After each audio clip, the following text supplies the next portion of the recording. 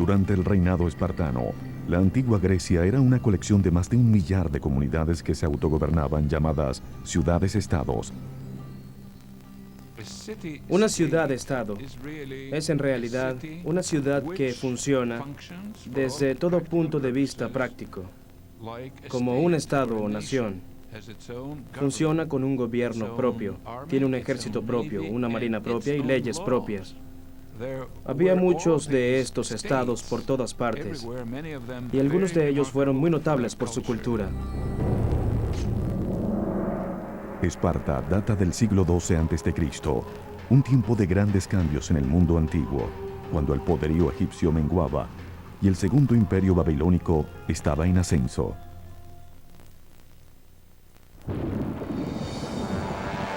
Según las leyendas griegas, Esparta se inició con violencia y conquistas, cuando en el 1150 a.C., invasores del norte, quienes se decían descendientes de Hércules, se mudaron al sur a reclamar lo que creían era su tierra ancestral.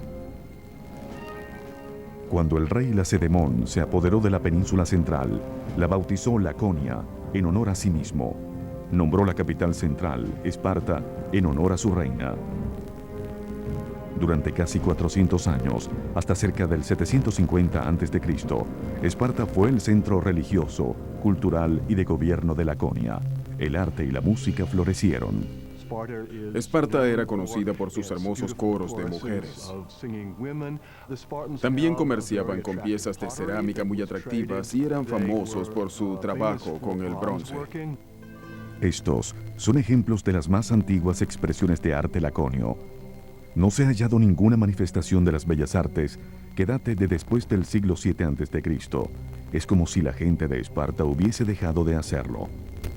Cuando una explosión demográfica forzó a Esparta a ir en busca de nuevas tierras y nuevas fuentes de alimentos. Solucionaron el problema anexando todo un país que era mayor que Esparta, tanto en población como en territorio. Así que ese giro del destino fue lo que cambió el curso de la historia espartana durante los 300 años siguientes. La tierra que decidieron apoderarse era Mesenia, una comunidad doria separada directamente a lo que tenía ricas tierras de cultivo y una pujante economía agrícola. En la actualidad, es donde se cultivan las famosas aceitunas Kalamata. Mesenia también estaba rodeada de ricos yacimientos de hierro, el artículo de consumo más preciado por Grecia para material militar. Esparta necesitaba Mesenia, pero los mesenios no se fueron sin luchar. Y 100 años antes de que los espartanos se apoderaran completamente de los mesenios, pero para el siglo VII a.C., Esparta finalmente controló 8.000 kilómetros cuadrados y se convirtió en la ciudad-estado más grande del imperio griego. Los mesenios fueron forzados a trabajar la tierra como siervos agricultores llamados hilotas. Obligaba a los espartanos a rehacer su sociedad de arriba a abajo. Desarrollaron nuevas reglas que controlarían cada aspecto de la vida de sus ciudadanos. Fue el único pueblo griego que se dedicó por completo a las artes de la guerra. Según el historiador griego Plutarco, el arquitecto de esta nueva ciudad-estado guerrera fue un legislador espartano llamado Licurgo.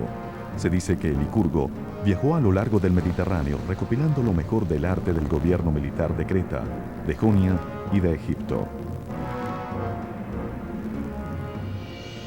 También recibió guía divina por parte del oráculo de Delfos, donde, según se dice, los consejos de Apolo le fueron transmitidos directamente a él. Con estas nuevas guías de disciplina, Esparta se transformó eventualmente en una gran sociedad militar. Licurgo puede haber sido un hombre o el instrumento de una leyenda, pero en cualquier caso, los espartanos creían que fue la sabiduría dada por Apolo lo que los hizo crear un plan maestro para Esparta. Su sociedad estaba basada en una pirámide de poder. En la cima se hallaban cerca de 10.000 hombres de la élite espartana. Eran llamados en griego homoioi, que significa iguales. En teoría, cada uno poseería las mismas riquezas y la misma cuota de poder en el gobierno. Debajo de los homoioi, o espartanos, estaban las cerca de 50 a 60.000 personas libres que vivían en Laconia, en su mayoría en las afueras de la ciudad capital de Esparta. Se les llamaba perioikoi, los habitantes de alrededor, griegos, eran en esencia una clase media sin derecho al voto que mantenían a los espartanos listos para la guerra. Las que no fueran esenciales para la nueva maquinaria espartana fueron abandonadas. En la base, y superando en cantidad a todos los demás, estaban los hilotas. Las esposas e hijas de la élite espartana cuidaban de los hogares. Este sistema hacía a los espartanos responsables solo por la polis, su ciudad-estado griega. Durante las décadas siguientes, Esparta diseñaría un nuevo sistema de gobierno que controlaría a cada ciudadano desde la cuna hasta la tumba. Fue en la cuna donde se tomó la primera medida del futuro espartano. Durante el nacimiento, observadores del gobierno examinaban a cada infante recién nacido de la élite para determinar si a él o ella debía permitírsele vivir. Los infantes inferiores al estándar eran expuestos, eufemismo espartano que significa dejar morir a un niño imperfecto en una saliente de una montaña. Sirvientes eran criadas para ser madres. Los niños eran criados para ser espartanos, guerreros que controlaban el gobierno. En Esparta, el gobierno era para el pueblo y por el pueblo si se era uno de los espartanos, los iguales. Todos los demás, los periecos y los hilotas, no eran considerados ciudadanos. Gobierno espartano se hallaba una monarquía hereditaria con un extraño giro. Dual y 28 espartanos de más de 60 años de edad crearon un consejo de ancianos llamado Gerusia. El Gerusia dictaba las políticas y servía como corte suprema criminal. De las razones para esto era que si sobrevivías y llegabas a ser viejo en el ambiente espartano, de seguro eras alguien muy duro. Por debajo del Gerusia estaba la Asamblea de los Ciudadanos, la cual estaba compuesta por todos los espartanos de más de 30 años de edad y era la rama menos poderosa del gobierno espartano. Encima de todo estaba una junta de 5 hombres llamados éforos, que controlaban el ejército, supervisaban el sistema educativo y tenían un considerable poder de veto sobre todos, potencialmente incluso sobre los reyes. Sin embargo, su poder era mantenido a raya limitando sus periodos a 1 año y haciéndolos responsables por sus acciones ante la asamblea.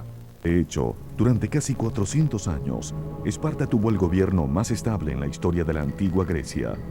Pero era cualquier cosa menos una democracia. La prioridad para el gobierno espartano era mantener el control de los hilotas. Además de mantener una guerra continua y formal en contra de los hilotas, la prioridad del gobierno era legislar cada aspecto de la vida en Laconia. Más la necesidad de cualquier compra espartana innecesaria, todos los hogares, por mandato, eran diseñados exactamente de la misma manera. Todo era funcional, simple e idéntico. Incluso se requería que los discursos de los laconios de la élite fueran austeros.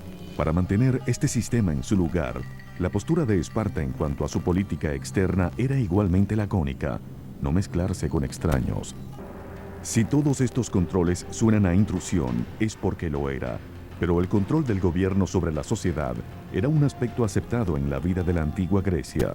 Va incorporada al sistema espartano.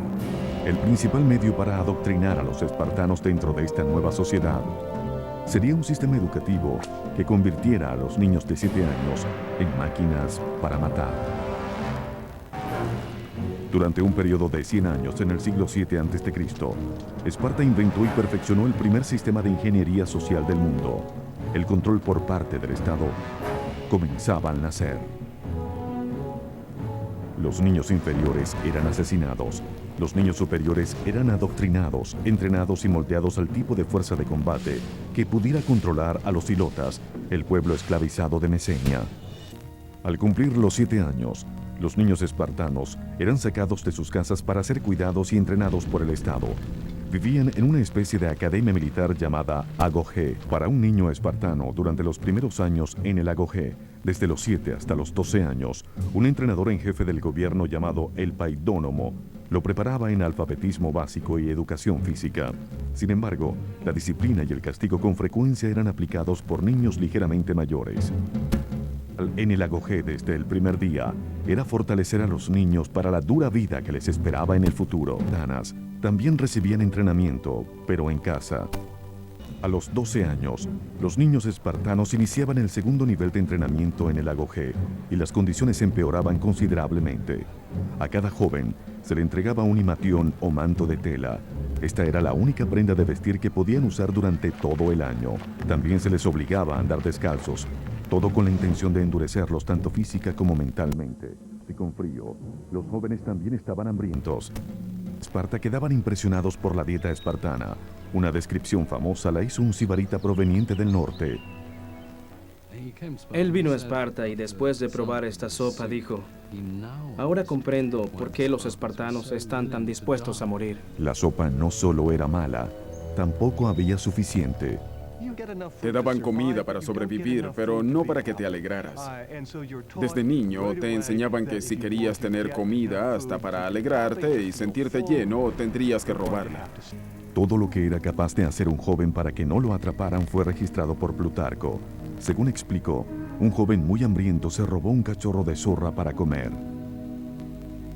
Cuando un superior sospechó que había robado el zorro, el joven escondió al pequeño animalejo debajo de su manta. Prefirió no ser descubierto, así que dejó que el animal atrapado mordiera de su carne hasta que murió. Endurecer y fortalecer a los adolescentes espartanos se consideraba una necesidad debido al tipo de batallas en las que algún día lucharían. La vida en el lago G era un proceso de descarte. Continuamente a los jóvenes se les exigía superar pruebas de fuerza, flexibilidad, resistencia y astucia. El fracaso era severamente castigado. Para ayudarlos durante su entrenamiento, a cada joven espartano se le obligaba a escoger un mentor, un hombre adulto cuya asociación con el joven continuaría a lo largo de su vida. Los estudiosos actuales discuten si la profundidad de su amistad incluía una relación sexual. En muchas situaciones en que las mujeres quedan excluidas de la participación, sea en un contexto militar o en cualquier otro, en esos casos, creo que el potencial de desarrollo de una relación que podría llegar a ser homosexual es mucho más elevado. La expectativa era que cualquier relación sexual que hubieran tenido de niños terminaría en el momento en que ese niño pasara a ser adulto. Pero se esperaba que la relación siguiera existiendo como un fuerte lazo de amistad. Esa red de amistades conformada por excustodios y excustodiados e incluso examantes era en parte lo que mantenía la unión de aquella sociedad. Cada vez que un ejército espartano entraba en batalla, había en él hombres que tenían entre sí relaciones personales sumamente estrechas. Por ejemplo, estaban juntos en la línea de batalla. La unión de pequeñas unidades es decisiva en la guerra.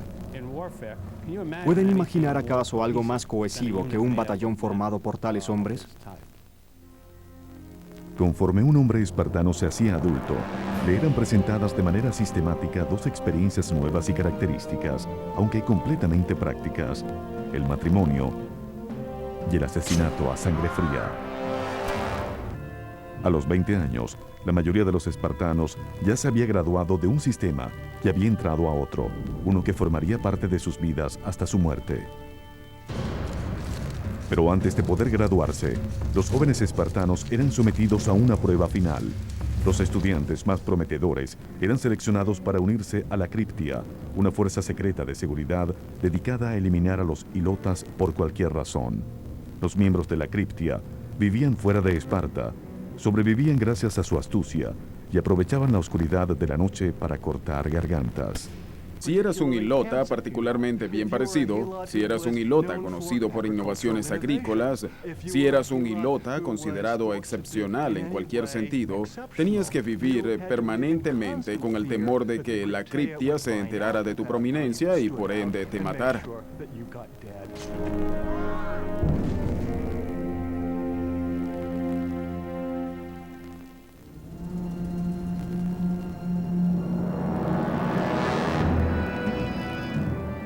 Después de su periodo en la Criptia, los espartanos se unían a pequeños regimientos de 15 hombres cada uno. Estas unidades eran llamadas Susitia y serían el hogar de los espartanos durante la mayor parte de sus vidas. Aunque el principal deber de un espartano era para con su regimiento, cada hombre estaba obligado a casarse y producir niños. Para el mundo exterior, este podría parecer un aspecto más placentero de la vida espartana, pues las mujeres de Esparta eran consideradas las más hermosas del mundo. Después de todo, Helena de Troya era originaria de Esparta. Pero para los hombres y mujeres espartanos que prácticamente no tenían contacto entre sí cuando niños, la corte y el matrimonio no era más que otra forma de deber para con el Estado que implicaba algunos de los rituales más extraños de la sociedad espartana. Matrimonios eran pactados, no había ceremonia de nupcias. En su lugar, la ocasión tomaba la forma de una especie de secuestro ritualizado. El cabello de la novia era cortado y vestía una manta de hombre. Luego, el hombre debía colarse en la casa al anochecer para consumar el matrimonio. De hecho, el único momento en que se supone que los hombres recién casados visitaban su propia casa era al anochecer, con el único fin de embarazar a sus esposas. El propósito del matrimonio, según la ciudad-estado, era producir niños, preferiblemente varones. El único modo de que grabaran el nombre de un hombre sobre la lápida de su tumba era que hubiera muerto en combate. El único modo de que pasara lo mismo a una mujer era que hubiera muerto dando a luz. De hecho, la reproducción era tan crucial que los espartanos llegaban a límites extraordinarios para asegurarse de que las mujeres tuvieran tantos niños saludables como fuera posible. Hay registros de eventos, por cierto, muy extraños, en los que un hombre invita a otro hombre más joven, a quien considera superior, para que tome a su esposa, con la idea de que así quizás resulte un hijo mejor que el mismo esposo. Ellos tenían una especie de tendencia eugenésica. Sostenían la idea de que una vez que se tenía a un espartano real, este debía dar continuidad genética a la raza de los verdaderos espartanos. Esto era esencial para ellos. Todos estos controles sobre la familia y el matrimonio fueron diseñados para evitar que el hombre se distrajera de su principal objetivo, ejercitarse y entrenar, aterrorizar a los ilotas y defender su superioridad espartana. Pero la gran ironía es que aunque tenían el ejército mejor entrenado del mundo, los espartanos no lo usaron para luchar contra otros ejércitos, ma que funcionó con gran eficiencia dentro de Esparta durante 2 siglos. Pero luego, por razones que aún no están del todo claras, Esparta comenzó a mirar fuera de sus propias fronteras en busca de otros territorios que conquistar. Al mismo tiempo, había una verdadera amenaza a la supremacía espartana en el horizonte. Una nación de más de 1 millón de guerreros decidida a conquistar Grecia. Eran los persas. Para comienzos del siglo I, comenzaron por conquistar a los griegos jonios en el Asia Menor, para luego ir tierra adentro. Esto explica la historia griega subsiguiente por un lapso de 2 siglos. En adelante, por generaciones, Grecia sentiría la amenaza de Persia. La manera en que Esparta y Atenas reaccionaron a la amenaza uniría y dividiría el mundo griego.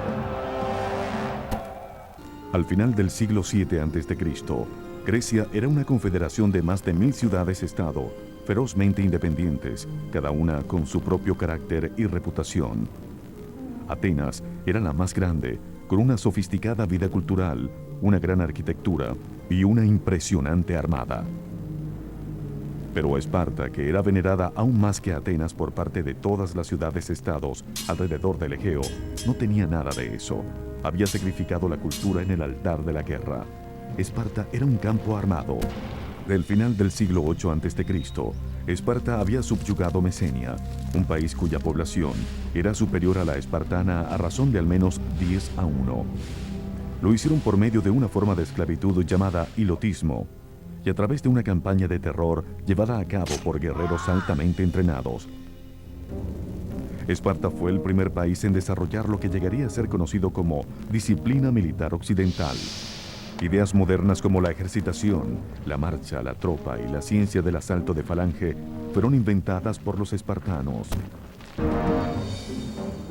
Los espartanos también rediseñaron el armamento de guerra de pies a cabeza.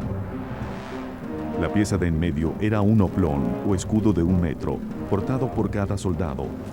De allí el término hoplita, para describir al guerrero espartano y a aquellos que más tarde adoptarían sus métodos. Los guerreros estaban armados con lanzas de casi 3 metros, una espada secundaria, un pesado casco con 2 pequeñas aberturas para ver y una armadura de bronce. Las batallas se decidían con tácticas rápidas, decisivas y mortales, que dependían del trabajo en equipo y de agilidad. Pero durante casi 100 años, este nuevo arte de guerra fue más teoría que realidad.